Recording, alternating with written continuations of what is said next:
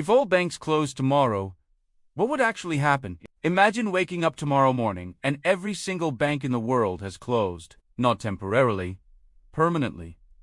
Chase, Wells Fargo, Bank of America, Deutsche Bank, CIBC, all of them. Doors locked, websites down, apps delete. The entire global banking system, worth over $100 trillion, has vanished overnight. Sounds like the plot of a disaster movie, right? But here's the terrifying truth. Within 24 hours, modern civilization would begin to unravel. Within a week, your money would be worthless. And within a month, society would look more like the 1800s than the 2020s. This is the story of what happens when the invisible infrastructure holding everything together suddenly disappears. Let's start with day one. You wake up, check your phone, and your banking app won't open. You think it's a glitch. Everyone does. You try the ATM error message. You call the bank.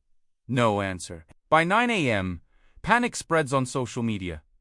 Every bank, everywhere, is closed. No explanation, no warning, just gone. Here's what most people don't realize. The money in your bank account, the number you see when you check your balance, that money doesn't actually exist. Not physically. Only about 10% of all money in the banking system exists as physical cash. The rest is just numbers in a computer. Digital promises. When banks close, those promises evaporate. Your savings, your checking account, your direct deposits, all of it is trapped behind locked doors in a system that no longer functions. Within hours, people rush to ATMs, but ATMs only hold a few $1,000s each. They're empty by noon. The people who got there first walk away with cash. Everyone else gets nothing. And suddenly, having physical money becomes the only thing that matters. But here's the problem. Most people don't have much cash at home. The average American has less than $50 in their wallet. In a cashless society, which we've been moving toward for decades, most transactions happen digitally. Credit cards, debit cards, Venmo, PayPal, Apple Pay, all of that requires banks. No banks means no digital payments. And no digital payments means the entire economy freezes instantly. By day 2, grocery stores face a crisis. They can't accept cards anymore. Only cash. But most customers don't have cash. The ones who do rush to buy everything they can. Shelves empty in hours. Not because there's a food shortage, but because the payment system has collapsed. Store owners can't restock because they can't pay suppliers. Suppliers can't ship products because they can't pay truck drivers. Truck drivers can't work because they can't buy fuel. The entire supply chain, which runs on credit and digital payments, grinds to a halt. Cities, which import almost all their food, start running out within 3 days. This isn't speculation. This is what logistics experts call the 72-hour rule. Any major city is only 3 days away from food shortages if supply chains break. But let's talk about something even more immediate. Paychecks. Most people get paid through direct deposit. Money transfers from your employer's bank account to yours. But if banks are closed, that can't happen. Companies can't pay employees. Employees can't buy anything. Landlords can't collect rent. Utility companies can't collect bills. The entire economic system, which depends on money flowing smoothly from person to person, business to business, account to account, that flow stops completely. And when money stops flowing, everything stops. By week 1, the economy enters what economists call a liquidity crisis. Not a lack of resources, but a lack of access to money. Companies have inventory but can't sell it. People want to buy things but can't pay for them. It's like having a car with a full tank of gas but no key. The resources exist. The system just can't function. Unemployment doesn't rise gradually.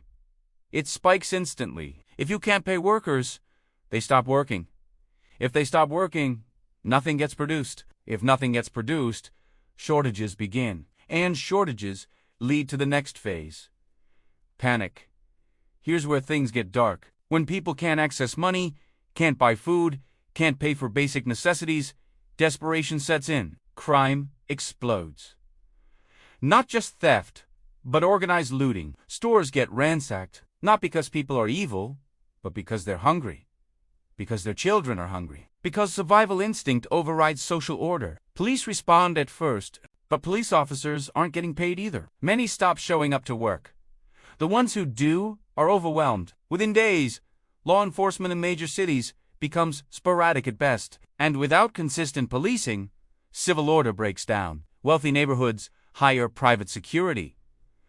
Armed guards, gated communities become fortresses. The rich, those who have physical assets, gold, property, stockpiles of supplies, they survive. Everyone else struggles. The middle class, which keeps most of its wealth in bank accounts, retirement funds, and digital assets, loses everything overnight.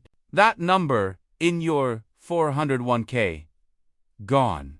Your life savings, inaccessible. The economic security you spent decades building, erased. This is what happens when money becomes trapped in a system that no longer exists. But let's talk about something most people forget. Modern infrastructure requires constant payment. Electricity bills, water treatment plants, cell phone towers, internet servers. All of it runs on contracts, on payments, on money flowing from customers to service providers. When banks close, those payments stop. Within 2 weeks, utility companies start shutting down services, not everywhere at once, but gradually. Rolling blackouts begin. Water pressure drops, internet becomes unreliable, and each failure cascades into more failures. No electricity means no refrigeration. Food spoils. No internet means no communication. Coordination becomes impossible. No water means sanitation fails. Disease spreads. By week 3, we're living in a pre-modern world with post-modern problems. We have skyscrapers but no elevators. Highways but no fuel distribution. Smartphones but no network. The technology exists, but the economic system powering it has collapsed. And here's the cruel irony. We have more resources now than ever in human history. More food production, more medical knowledge, more technology, but without banks, without a functioning payment system, we can't access any of it. It's like being stranded in a fully stocked warehouse with no key. So what's the solution? How does society respond? History gives us the answer. When formal banking systems collapse, people create informal ones. Barter systems emerge, trading goods directly. Your skills for my food, my tools for your labor. Local currencies develop. Communities print their own money, backed by trust rather than central banks. This happened during the Great Depression. It happened in Argentina during their economic crisis. It happens in every society where formal systems break down. But here's the problem. Barter economies are inefficient. They only work at small scale. You can't run a modern global economy on barter. You can't build computers or manufacture cars or develop medicine through direct exchange. Those require specialization, supply chains, complex coordination. And complex coordination requires a functioning monetary system. Within a month, governments would be forced to act. Emergency measures, probably nationalizing whatever banking infrastructure still exists, creating a new central banking system, issuing new currency, essentially rebuilding from scratch. But that process takes time. Months, maybe years. And during that time, living standards collapse. Life expectancy drops. Infant mortality rises, education stops, an entire generation grows up in chaos. This isn't theoretical. We've seen it happen. In Somalia, when the government collapsed. In Zimbabwe, when hyperinflation destroyed their currency. In Venezuela, when economic mismanagement broke their banking system. The pattern is always the same. When the financial infrastructure fails, everything else follows. So why do banks exist in the first place?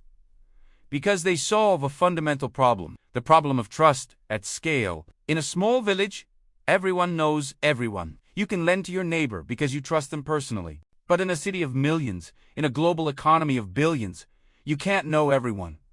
Banks create institutional trust. They hold deposits safely. They facilitate payments between strangers. They provide loans based on creditworthiness rather than personal relationships. Remove banks, and you remove the trust infrastructure that makes modern commerce possible. Here's the final truth. Your bank account isn't just a number.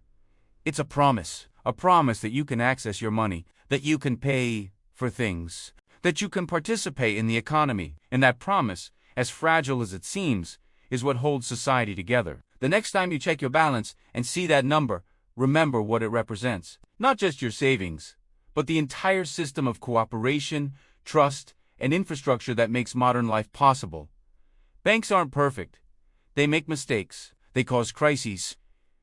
The 2008 financial collapse proved that. But the alternative, a world without banks, without financial infrastructure, without the ability to store and transfer value efficiently, that alternative is far worse. The answers are in history. I'll show you where to look.